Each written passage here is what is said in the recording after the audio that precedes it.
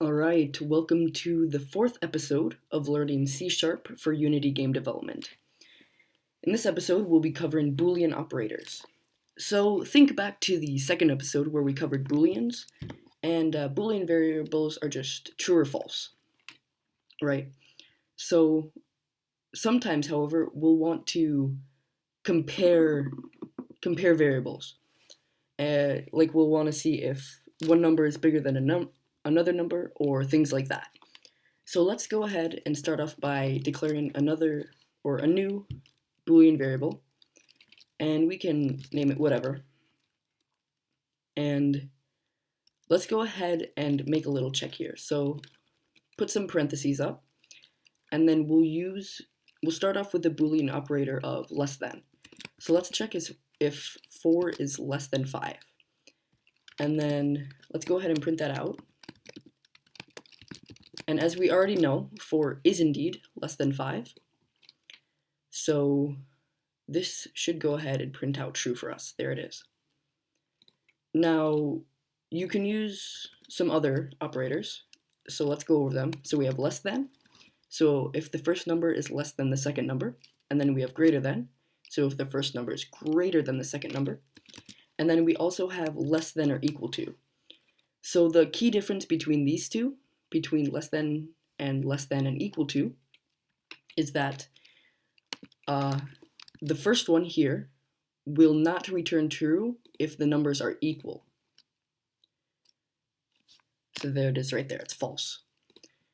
But this one, however, if we put an equal sign after that, it'll check if they're equal. So that'll return true for us. So that's the difference there. And then we have the same thing with greater than. And we also have just equal to. So this will just see if this number is equal to that number. Simple as that. So those are some of the Boolean operators. Now we have a few more that I want to show you, and that's the AND operator and the OR operator. Now these deal with several Booleans. So let's go ahead and make 2 more Booleans. Oh, not a book, we want a Boolean. And let's go ahead and set this one to true and this one to false.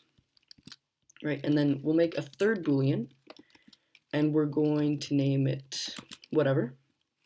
And what we're going to put here, if marker and picture are true, then monitor will be true.